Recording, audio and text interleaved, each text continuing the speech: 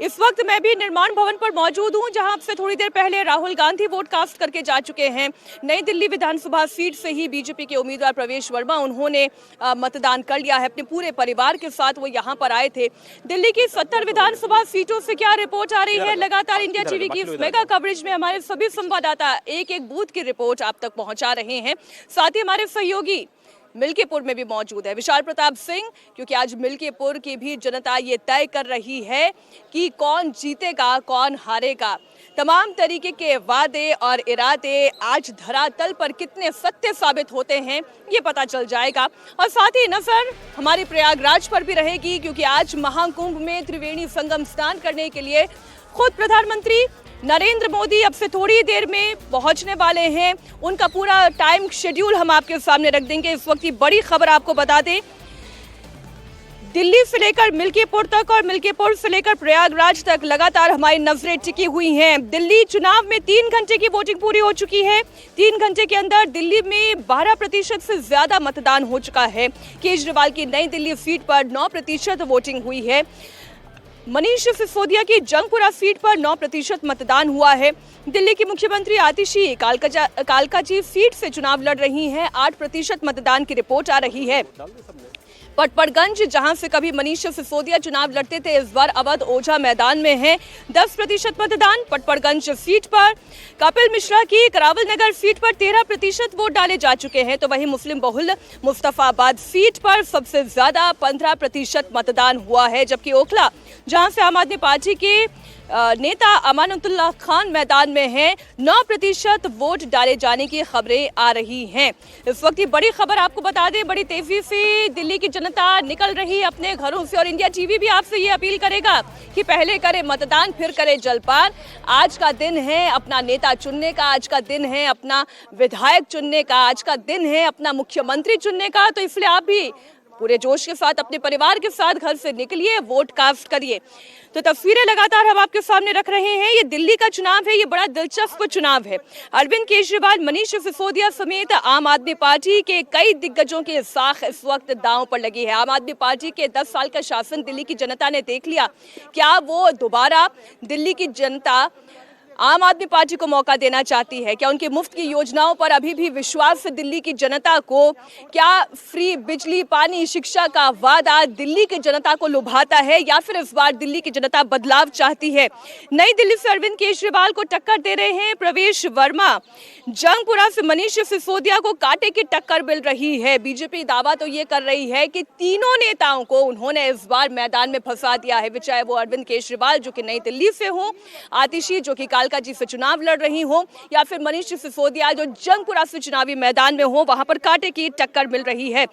रमेश विधूड़ी और कालकाजी के चुनाव का समीकरण आपको बता दें, जहां रमेश विधूड़ी वर्सेस आतिशी दिखाई दे रहा है, तो वहीं नई दिल्ली में संदीप दीक्षित कांग्रेस पार्टी के उम्मीदवार है, लेकिन यहां पर मुकाबला कांटे का प्रवेश वर्मा वर्सेस अरविंद केजरीवाल। प्रवेश वर्मा कितने आश्वस्त अपनी जीत को लेकर, बीजेपी की कितनी सीटों का दावा कर रहे हैं, सबसे पहले वो सुनिए। इस वक्त हम निर्माण भवन पर हैं, जहां पर खुद प्रवेश वर्मा जो कि बीजेपी से ताल ठोक रहे हैं, अरविंद केजरीवाल को चुनौती दे रहे हैं। इस बार का सबसे पहले तो मैं बात करूंगी कि चुनाव कैसा दिखाई दे रहा है? बहुत अच्छा दिखाई दे रहा है कि मैं लोगों से मिला हूं, मैं गया डोर टू डोर, तो हर आदमी ने कहा कि कमल का बटन दबाएंगे, एक अच्छी सरकार बनाएंगे, झूठ से बचेंगे और दिल्ली में हज़ारों काम करने हैं। सबसे बड़ी बात है कि मोदी जी के साथ में मिलकर हम यहाँ पे दिल्ली सरकार को इतना अच्छा चला सकते हैं और हज़ारों काम कर सकते हैं, सारी योजनाएं ला सकते हैं, गरीबों को मिल सकती है। पूरे यमुना मैया को उन्होंने जैसे साबरमती रिवर फ्रंट बनाया वैसे बना सकते हैं, बहुत सारे काम करेंगे। लेकिन आरोप तो ये लग रहा है कि भारतीय जनता पार्टी गुंडागर्दी पर आ गई है, आप तक पर आरोप लग गए। देखिए, जब से उनको पता लगा कि वो हार रहे हैं अरविंद केजरीवाल जी, और सबसे बड़ी बात है वो अपनी सीट हार रहे हैं, इसलिए वो बिल्कुल ऐसी ऐसी बातें करने लग गए जो 1 महीने से हमने कभी नहीं सुनी थी। उन्होंने यहाँ तक कि इलेक्शन कमीशन के ऊपर भी सवाल खड़े कर दिए। उनके चीफ इलेक्शन कमीशन को बोला कि आपको चुनाव भी लड़ना है, तो ऐसी ऐसी बातें वो कर रहे हैं। यमुना में जहर मिला दिया, ऐसा हरियाणा सरकार के ऊपर में आरोप लगाया है, सारी सुविधाएं बंद हो जाएंगी। तो तमाम रोज़ एक वो नया झूठ बोलते हैं। मगर अच्छी बात यह है कि दिल्ली की जनता अब उनके झूठ को समझती है। जैसे ही वो झूठ बोलते हैं, दिल्ली की जनता कहती है ये भी झूठ है। तो दिल्ली में एक अच्छी सरकार बन रही है। 8 तारीख को कमल का फूल खिलेगा, फिर वो एक और झूठ बोलेंगे कि सारे ईवीएम जो है हैक हो गए। नहीं, वो तो अभी से उन्होंने कहा है कि वोटर लिस्ट में नामों में गड़बड़ी हो रही है, कभी पूर्वांचलियों का मुद्दा आ जाता है तो कभी कुछ और। दिल्ली में मैंने कभी नहीं देखा इलेक्शंस में, या मैंने कभी देश में नहीं देखा कि सारी जाति धर्मों का उपयोग उन्होंने कर दिया। पहले सिख बोल दिया, जाट बोल दिया, पंजाबी, पूर्वांचली, उत्तरांचली, एससी समाज, अंबेडकर जी, कोई उन्होंने नहीं छोड़ा। हम सभी दिल्ली वासी हैं, हम सभी भारत के नागरिक हैं। हमारा फ़र्ज़ है पहले दिल्ली की सेवा करना। उसमें चाहे सारी जातियां शामिल हैं, उसमें सारे धर्म शामिल हैं, सारे वर्ग शामिल हैं। तो हमें आपस में जो है धर्म में बांटना, जाति में बांटना नहीं है, हमें केवल विकास करना है। सबसे बड़ा हिंदू कौन है, राजनीति तो वहां पर भी आ गई है। तिलक आपने लगाया, हनुमान जी के मंदिर के दर्शन केजरीवाल जी कर रहे हैं। देखिए, मेरे पिताजी कहते थे ईश्वर तो इंसान में होता है। अगर इंसान के काम करेंगे, उनके सुख दुख को दूर करेंगे तो ईश्वर का आशीर्वाद अपने आप मिल जाएगा। 11 साल अगर उन्होंने काम किए होते तो इतना मंदिर जाने की जरूरत नहीं पड़ती, और केवल चुनाव के दौरान में मंदिर जाते हैं। अगर मंदिर जाना है, बिना मीडिया को बताए, बिना ट्वीट करे, बिना फोटो डाले तो मंदिर जाएं। हर मंदिर में भी उनको मार्केटिंग दिखाई देती है। वो ये कहते हैं काम तो हम बहुत कर लेते, लेकिन ईडी ने परेशान कर रखा था और सब केंद्र के इशारे पर हो रहा था। देखिए, बिल्कुल झूठ है। जो व्यक्ति काम ही, अब वो बोलते हैं शीश महल बना लिया, तो शीश महल किसके इशारे पे बनाया? उन्होंने शराब के ठेके खोले, वो किसके इशारे पे खोले? तो जो जहाँ पे उनको कोई भी करप्शन करने होती थी तो वो उनको सारी परमिशन मिल जाती थी, जहाँ पे काम करना होता तो नहीं मिलती थी। ऐसा नहीं होता है।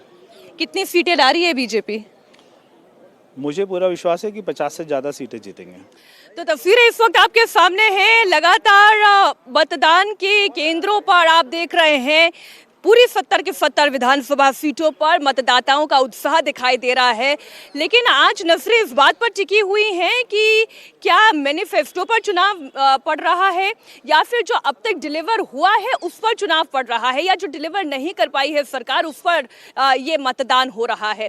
फिर चाहे आप सड़कों की बात कर लें, सफाई की बात कर लें, सीवर की बात कर लें, शिक्षा की बात कर लें, ये तमाम मुद्दे हैं जो लगातार जनता के दिल में घर किए हुए हैं, और इन्हीं के आधार पर इस वक्त दिल्ली की जनता वोट डालने के लिए निकल रही है। प्रवेश वर्मा 50 सीटों का दावा कर रहे हैं कि बीजेपी की सरकार बनती हुई दिखाई दे रही है, लेकिन क्या वाकई इस दावे में उतना दम है?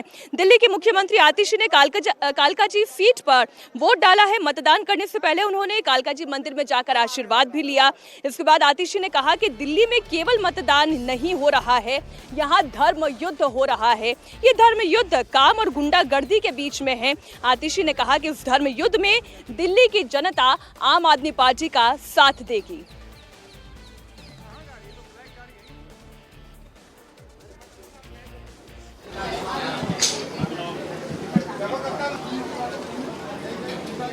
दिल्ली का चुनाव है, जिस चुनाव नहीं है। ये एक धर्म युद्ध है, ये अच्छाई और बुराई की लड़ाई है, ये सत्य और असत्य की लड़ाई है, ये काम और गुंडागर्दी की लड़ाई है।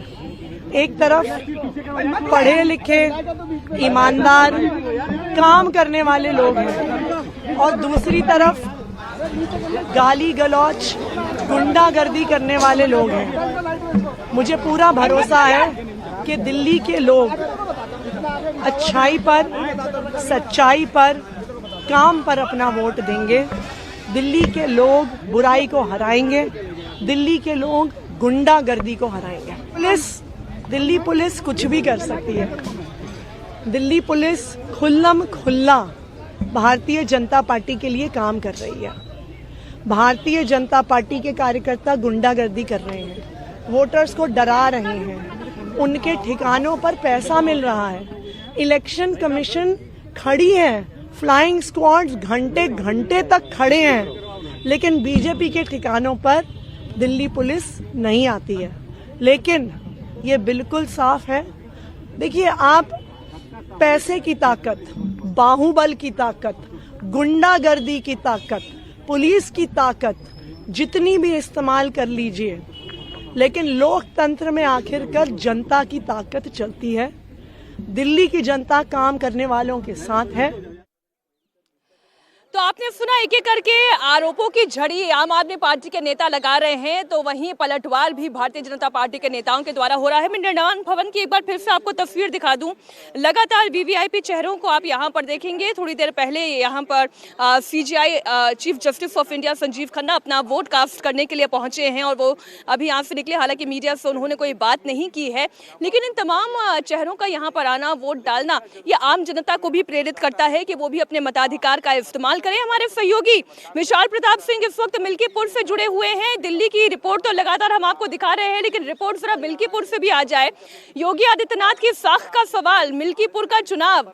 विशाल, क्या रिपोर्ट आ रही है मिल्कीपुर से? जनता के अंदर कितना उत्साह चुनाव को लेकर?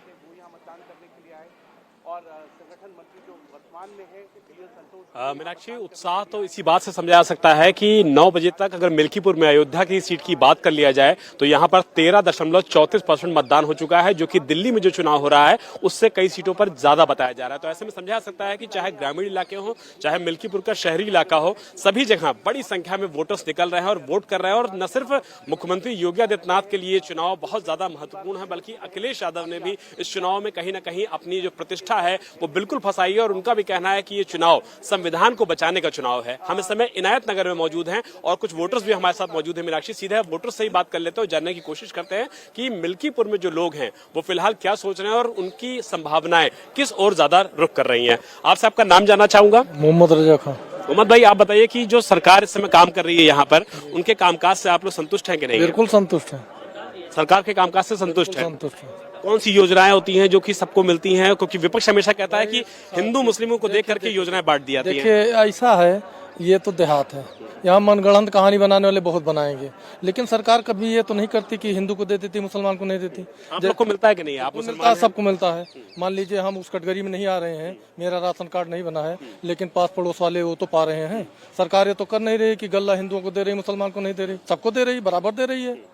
यानी कि पीडीए की जो कार्ड है वो आपको चलता हुआ नजर नहीं आ रहा है। सम्मान निधि है, सरकार ये तो नहीं करती कि हिंदू को देती है, मुसलमान को नहीं देती, सबको बराबर देती है। तो ये तो तमाम तरह की बातें होती रहती हैं, तमाम तरह के लोग हैं, तमाम तरह की बातें होंगी, लेकिन ऐसी कोई बात देखने में आ नहीं रही है। देखिए, मुस्लिम समाज से आते हैं मीनाक्षी मोहम्मद साहब और कह रहे हैं कि जो सरकार की योजनाएं हैं वो हिंदू मुस्लिम नहीं देखती हैं और उनको कुछ योजनाओं का लाभ नहीं मिलता है, तो वो ये कहते हैं कि जो पात्र हैं अगर उनको मिलता है तो वो संतुष्ट हैं। क्या नाम है साहब आपका? बिंद्राज यादव। बिंद्राज यादव जी, आप बताइए। देखिए, आज एक बड़ी जबरदस्त बात सुबह कार्यक्रम में कही गई कि नीति, नियत और साथ ही नेतृत्व की क्षमता जिस नेता में हो ऐसा उम्मीदवार चुनना चाहिए। तो इस वक्त चाहे दिल्ली की 70 विधानसभा सीटों का चुनाव हो या फिर मिल्कीपुर में उपचुनाव हो, जनता तय कर रही है कि उन्हें नेता कैसा चाहिए।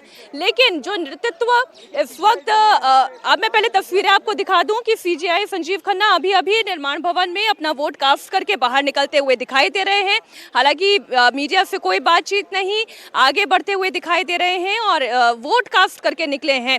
और मतदान की ये जो प्रक्रिया है वो आम व्यक्ति हो चाहे खास व्यक्ति हो, सबके लिए एक बराबर है। ये वो लोकतंत्र की ताकत है जो सबके लिए समान है, सबको एक समान अधिकार देती है।